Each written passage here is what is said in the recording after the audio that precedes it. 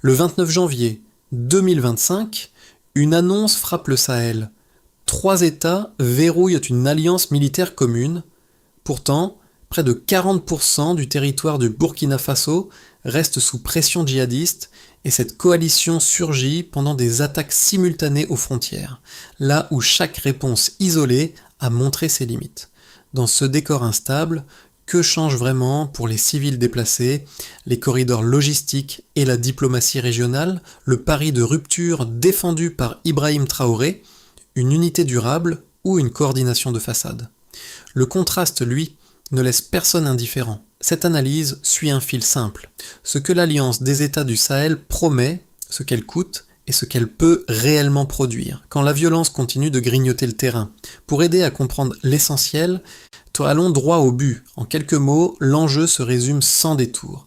D'un côté, l'Alliance peut raccourcir les délais de réponse, mutualiser le renseignement et rouvrir des axes logistiques. De l'autre, un échec amplifierait la vulnérabilité, creuserait les tensions internes et offrirait un terrain plus large aux influences extérieures. Le cœur du risque n'est pas seulement militaire, il est politique, parce que la cohésion dépend d'un équilibre de pouvoir accepté par Bamako et Niamey, alors même que Ouagadougou paraît central. Dans ce cadre, Ibrahim Traoré devient un test grandeur nature. Sa capacité à consolider l'unité sans transformer la coalition en hiérarchie décidera si la souveraineté proclamée se traduit en sécurité vécue. Un détail, souvent ignoré, va servir de repère. La vitesse. En 6 mois, certaines zones frontalières ont enregistré une baisse d'environ 30% des attaques, tandis que les déplacements internes reculaient d'environ 21% dans les secteurs directement couverts par les opérations conjointes. Ces chiffres ne signifient pas une victoire, mais ils indiquent une rupture de rythme par rapport aux années où chaque armée agissait seule, avec des réponses fragmentées et tardives. Pour comprendre ce basculement partiel, il faut revenir au point de départ. Le Sahel, entre 2024 et début 2025, est marqué par une pression simultanée de l'EIGS et du GSIM sur le Burkina Faso, le Mali et le Niger. Les attaques frappent les frontières presque au même moment, exploitant précisément l'absence de coordination régionale. Chaque État défend son périmètre sans vision commune, laissant des couloirs entiers vulnérables. Dans ce contexte, l'annonce du 29 janvier 2025 ne naît pas d'un projet théorique, mais d'une urgence opérationnelle. L'Alliance des États du Sahel repose d'abord sur une intégration minimale mais décisive. Partage du renseignement, protocole d'alerte commun et premières opérations synchronisées. Ce choix réduit les délais de réaction, parfois à moins de 24 heures, là où il fallait auparavant plusieurs jours. Ce n'est pas une transformation totale du champ de bataille, mais un ajustement qui ferme certaines fenêtres d'opportunité aux groupes armés. Ibrahim Traoré apparaît ici comme un catalyseur plus que comme un chef unique, en rompant avec la CEDEAO et en assumant une ligne de souveraineté renforcée, il accélère une convergence que les autres capitales hésitaient encore à formaliser. Ce geste politique crée un cadre inédit, mais il expose aussi l'Alliance à un paradoxe. Plus l'intégration militaire progresse, plus la question de l'équilibre interne devient sensible. Cette mini-révélation mène à une interrogation centrale. Ces gains initiaux sont-ils le signe d'une dynamique durable ou seulement l'effet d'un choc organisationnel temporaire ? Sur le terrain, la coalition cesse d'être une abstraction à travers des scènes très concrètes.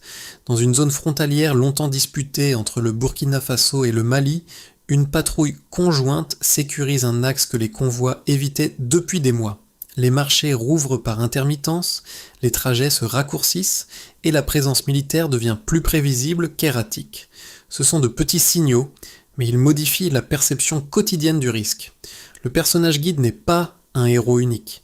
Guillaume est une fonction nouvelle, l'officier de liaison, chargé de transmettre en temps réel des alertes partagées, il incarne le changement le plus immédiat de l'Alliance. Avant, l'information circulait lentement et s'arrêtait souvent à la frontière.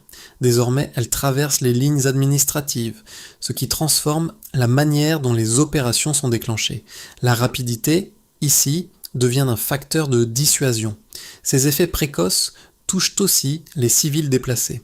Dans certaines localités, des familles commencent à revenir. Sans certitude, mais avec l'espoir d'une accalmie prolongée. La baisse des attaques ne signifie pas la fin de la menace, mais elle crée des fenêtres de normalité. L'école rouvre quelques jours par semaine, l'agriculture reprend sur des parcelles abandonnées et les échanges locaux reprennent timidement.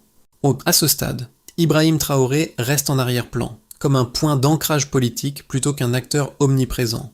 Son rôle se lie dans l'architecture plus que dans la mise en scène. Autoriser l'intégration, accepter la mutualisation et assumer les tensions que cela génère. La question n'est plus de savoir si l'alliance agit, mais si ses impacts précoces peuvent s'inscrire dans la durée. En clair, la sécurité change quand la coordination devient visible. Tout commence par une activation brutale. Fin 2024, les attaques djihadistes se multiplient presque simultanément au Burkina Faso, au Mali et au Niger. Les groupes armés exploitent les frontières comme des zones grises, frappent puis se replient, sachant que les armées nationales réagiront séparément. Cette séquence expose une faiblesse structurelle, l'isolement opérationnel. C'est dans ce contexte que mûrit l'idée d'une réponse collective, non comme un choix idéologique, mais comme une nécessité tactique. Le 29 janvier 2025 marque le point de bascule. L'annonce officielle de l'Alliance des États du Sahel formalise une coopération que certains états-majors expérimentaient déjà de manière informelle. Les premières heures sont décisives. Des cellules de coordination sont mises en place, les canaux de renseignement sont ouverts et les protocoles d'alerte harmonisés. Cette phase d'activation est discrète, mais elle conditionne tout ce qui suit. Le choc intervient rapidement. À la frontière entre le Burkina Faso et le Mali, une offensive coordonnée repousse une attaque majeure de l'EIGS dans une zone stratégique. Presque au même moment, au Niger, l'intégration d'appuis aériens combinés sécurise un corridor logistique régulièrement ciblé. Ces opérations ne sont pas spectaculaires par leur ampleur, mais par leur synchronisation. Pour la première fois, les groupes armés font face à une réponse qui dépasse le cadre national. Viennent ensuite les retombées. Les délais de réaction se raccourcissent, parfois à moins de 24 heures, là où ils s'étendaient auparavant sur plusieurs jours. Les patrouilles mixtes deviennent plus fréquentes, les zones frontalières moins perméables et certaines routes commerciales rouvrent partiellement. Cette phase ne supprime pas la violence, mais elle la reconfigure. Les attaques deviennent plus dispersées, moins prévisibles, signe que l'adversaire doit s'adapter. Sur le plan politique, la séquence est tout aussi dense. Le retrait de la CEDEAO, assumé par Ouagadougou, cristallise les tensions avec les partenaires régionaux et occidentaux. Cette rupture accentue la perception d'un changement de paradigme. L'alliance ne vise pas seulement la sécurité, mais une affirmation de souveraineté. Ibrahim Traoré apparaît alors comme l'un des moteurs de cette trajectoire, non par des discours répétés, mais par des décisions qui engagent durablement son pays. Enfin, les secousses se prolongent. À Bamako et à Niamey, certains responsables s'inquièrent d'un déséquilibre de pouvoir au profit du Burkina Faso. La coopération militaire progresse, mais la méfiance politique persiste. Cette dernière phase rappelle une évidence. Une alliance née dans l'urgence reste fragile tant que ses règles internes ne sont pas pleinement stabilisées. À ce moment-là, où trois étapes se dessinent nettement, l'activation, le choc, puis les retombées. Et la séquence est lancée, même si rien n'est encore figé. Avant l'alliance, les réponses militaires étaient fragmentées et lentes. Après sa mise en place, les délais d'intervention chutent nettement, parfois à moins de 24 heures, contre plusieurs jours auparavant. Ce basculement de cadence constitue le premier indicateur mesurable. La coordination réduit le temps, et le temps modifie l'issue de certaines attaques. Un premier chiffre attire l'attention, car il concerne la violence armée.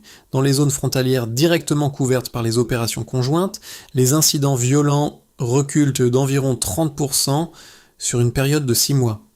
Cette baisse ne signifie pas une disparition des groupes djihadistes, mais elle traduit une contraction de leur liberté de mouvement.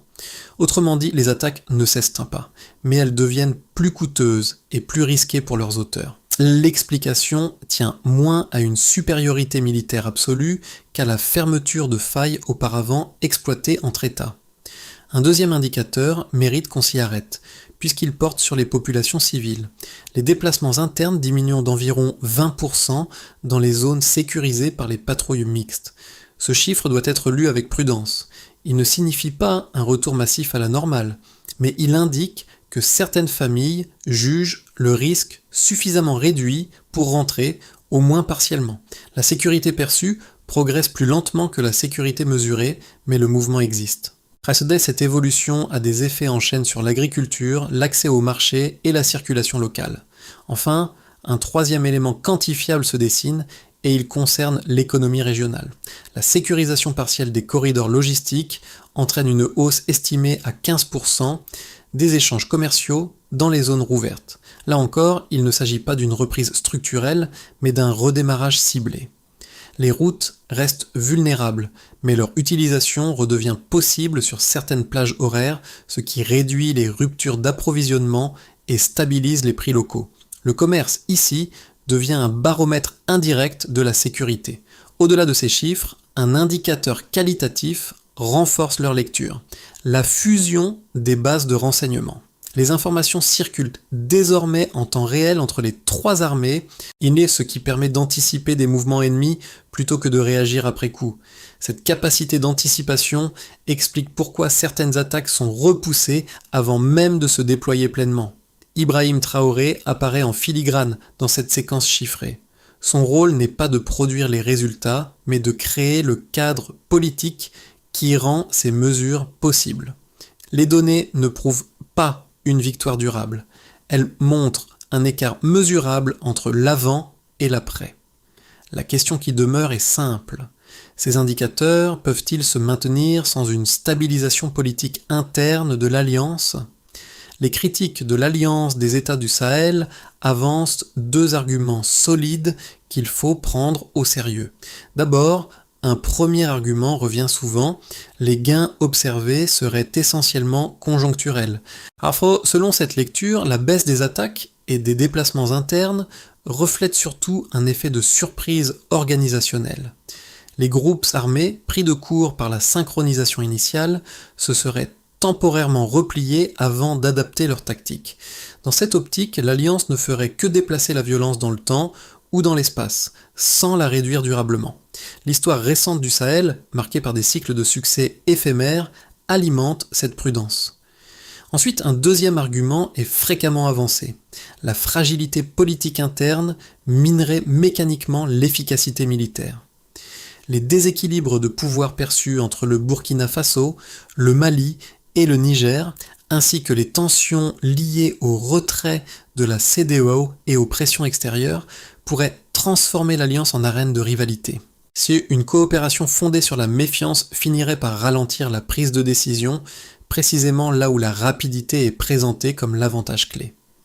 Dans ce scénario, l'intégration deviendrait un frein plutôt qu'un levier. Ces deux arguments reposent sur des constats crédibles. Pourtant, ils négligent un élément central mis en évidence par les données disponibles.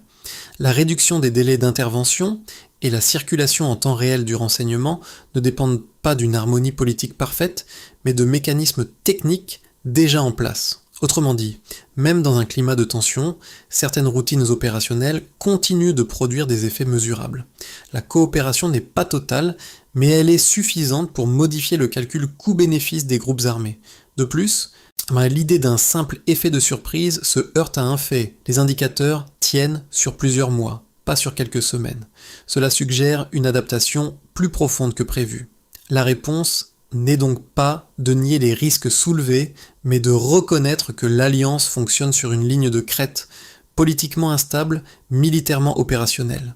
La question n'est pas de savoir qui a raison, mais combien de temps cet équilibre peut être maintenu. Ce point médian ne révèle pas une victoire militaire décisive, mais un déplacement du centre de gravité du conflit. Jusqu'ici, l'analyse opposait surtout capacité militaire et volonté politique.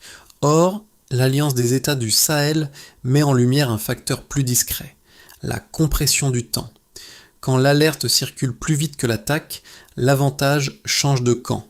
C'est même sans supériorité matérielle écrasante. Ce basculement explique pourquoi des résultats apparaissent malgré des tensions politiques non résolues.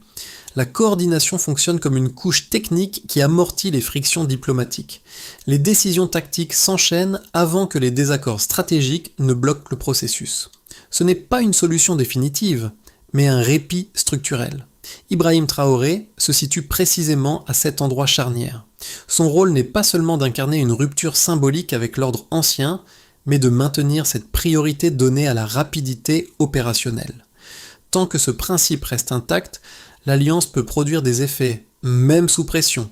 Ce point d'équilibre révèle donc un changement moins visible que les chiffres.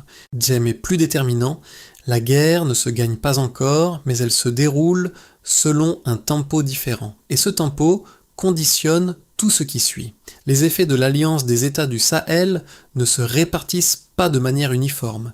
Ils se lisent différemment selon les acteurs concernés, et c'est là que la portée réelle de la coalition apparaît. Pour les institutions nationales, d'abord, la coordination militaire modifie la gestion de la crise sécuritaire. Les états-majors disposent désormais d'une vision plus large que leurs frontières, ce qui réduit la tentation de décisions isolées. Cette capacité partagée renforce la crédibilité des autorités, mais elle les expose aussi.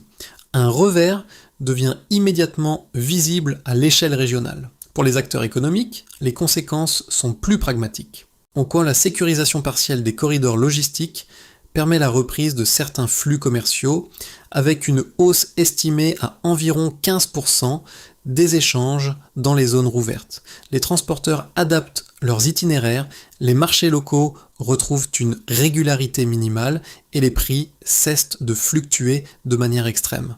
Cependant, l'investissement à long terme reste suspendu à une stabilité politique encore incertaine. L'Alliance rassure, sans lever totalement le doute. Du côté des populations civiles, l'impact est plus sensible, mais aussi plus fragile.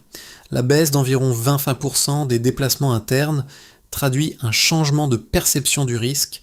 Des familles reviennent, parfois provisoirement, dans des villages longtemps abandonnés.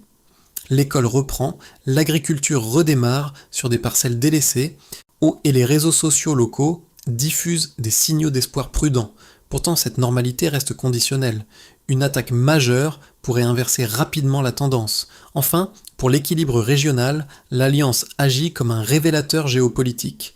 Le retrait de la CEDEAO et l'ouverture à de nouveaux partenaires extérieurs déplacent les lignes d'influence en Afrique de l'Ouest.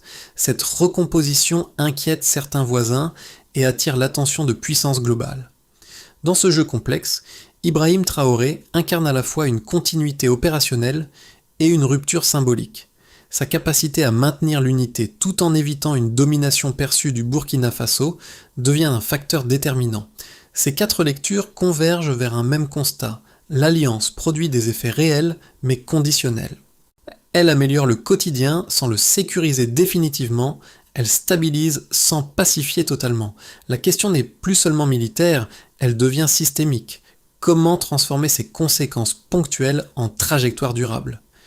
À horizon de 6 à 12 mois, l'évolution de l'Alliance des États du Sahel peut suivre 3 trajectoires distinctes, chacune dépendant moins d'un choc extérieur que de la gestion interne de la coalition. D'abord, une trajectoire de stabilité fragile. Dans cette hypothèse, l'Alliance maintient son niveau actuel de coordination sans résoudre pleinement ses tensions politiques. Les attaques continuent de reculer par à-coups, les corridors logistiques restent partiellement ouverts et les indicateurs sécuritaires se stabilisent sans progrès spectaculaire. La coopération fonctionne, ça met sous contrainte. Les désaccords entre capitales ralentissent certaines décisions stratégiques sans bloquer les routines opérationnelles. Cette trajectoire prolonge la situation actuelle, ni échec, ni consolidation définitive.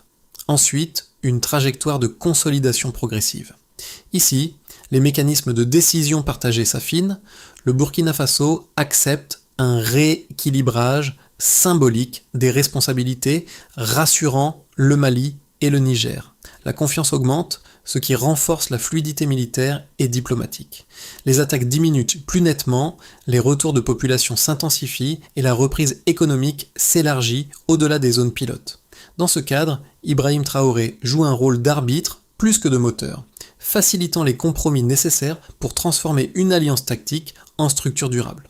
Enfin, une trajectoire de fragmentation lente. Dans ce cas, les tensions politiques s'aggravent, les soupçons de domination burkinabé s'installent, les décisions communes se raréfient et la coordination perd en efficacité. Les groupes armés exploitent ces failles, les attaques repartent à la hausse et les gains obtenus s'érodent progressivement. L'alliance subsiste formellement, mais devient largement symbolique. Il faut toutefois garder une idée en tête. Ces trajectoires ne sont pas exclusives. Des éléments de chacune peuvent coexister selon les zones et les périodes. La clé n'est pas de prédire l'avenir, mais d'observer un indicateur central, la capacité de l'Alliance à décider vite malgré le désaccord. Pour le public qui observe le Sahel à distance, l'alliance des États du Sahel peut sembler abstraite, presque technocratique. Et pourtant ces effets se traduisent par des choix très concrets, qui touchent différents groupes de manière inégale. Pour les habitants des zones urbaines relativement sécurisées, la coalition reste souvent une information de fond, perçue à travers les annonces officielles et les statistiques. Leur quotidien change peu, mais leur horizon politique se modifie. L'idée qu'une réponse régionale autonome est possible s'installe progressivement. Pour les communautés rurales exposées à la violence, la perception est plus directe.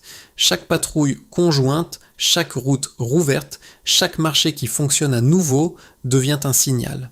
La sécurité n'est pas garantie, mais elle devient négociable. Cette nuance est essentielle. Elle explique pourquoi certains civils acceptent de revenir tout en gardant des stratégies de repli. La confiance se reconstruit lentement, par essais successifs. Les acteurs économiques locaux, eux, raisonnent en termes de risques mesurables. Une amélioration partielle suffit parfois à relancer une activité saisonnière ou un transport ponctuel. Mais l'engagement durable reste conditionné à la lisibilité politique. Tant que l'alliance apparaît fragile, l'investissement reste prudent, fragmenté, réversible. Pour l'observateur international, enfin, l'enjeu dépasse la sécurité immédiate. Il s'agit de comprendre si cette dynamique peut devenir un modèle régional ou si elle restera une réponse circonstancielle à une crise aiguë. La question centrale n'est donc pas seulement ce que l'Alliance fait aujourd'hui, mais ce qu'elle permet d'imaginer demain. À ce stade, le public n'est pas face à une conclusion, mais à un choix de lecture. Considérer ces évolutions comme des signaux faibles ou comme les prémices d'un changement plus profond. La pérennité de l'alliance des États du Sahel dépend désormais de sa capacité à transformer ses premiers résultats en un système durable. Pour ce faire, plusieurs étapes clés doivent être franchies dans les mois à venir. Tout d'abord, il faudra renforcer la gouvernance partagée. La mise en place d'une structure décisionnelle claire avec des représentants permanents de chaque État membre au sein d'un commandement unifié est cruciale. Cette structure devra garantir une prise de décision rapide et éviter les blocages politiques. Le succès de cette étape sera mesuré par le temps de réponse stratégique, avec l'objectif de le réduire à moins de 48 heures après un événement majeur. Ensuite, il sera nécessaire d'harmoniser les systèmes de renseignement. Actuellement, chaque pays fonctionne avec son propre réseau de collecte d'informations, ce qui limite l'efficacité des opérations conjointes. Une fusion des bases de données et des protocoles d'alerte serait un levier important pour augmenter la réactivité.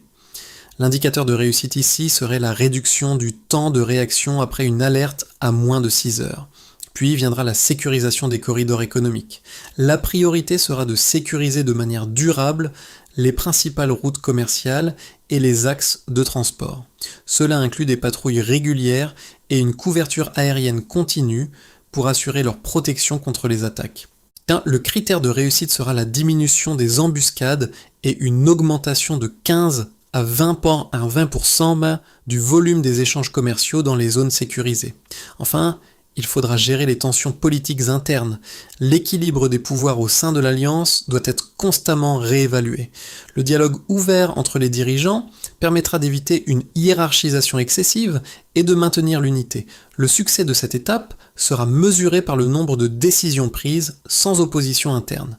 Ces étapes devront se compléter pour permettre à l'Alliance de dépasser les défis internes et externes et d'assurer une stabilité régionale à long terme. L'alliance des États du Sahel n'est pas seulement une question de stratégie militaire ou de géopolitique, c'est aussi une histoire de résilience, de peuples qui choisissent de ne pas se laisser submerger par l'instabilité. Ibrahim Traoré, en tant que leader de ce mouvement, incarne plus qu'une rupture avec l'ordre ancien. Il symbolise un espoir fragile pour un avenir où les nations du Sahel, en coopération, trouvent des solutions au-delà des interventions extérieures. Les premiers résultats sont modestes, mais ils marquent un tournant. Les civils retournent dans leur village, les marchés rouvrent et les routes retrouvent leur utilité. La violence n'est pas vaincue, mais elle est désormais affrontée collectivement, dans un cadre qui semble plus solide que tout ce qui a été tenté auparavant. Le chemin est encore long, et de nombreux obstacles demeurent, mais ce qui a été amorcé pourrait redéfinir le Sahel pour les générations à venir.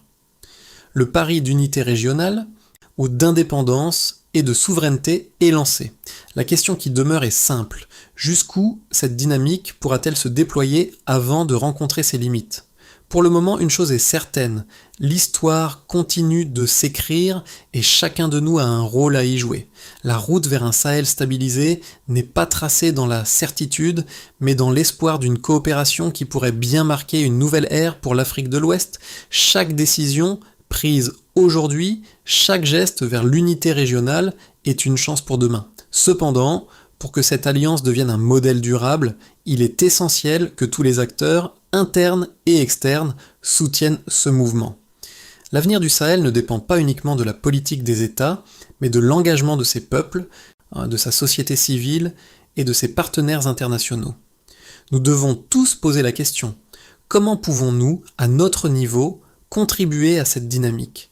Comment pouvons-nous encourager la stabilité, le dialogue et le respect des souverainetés régionales ?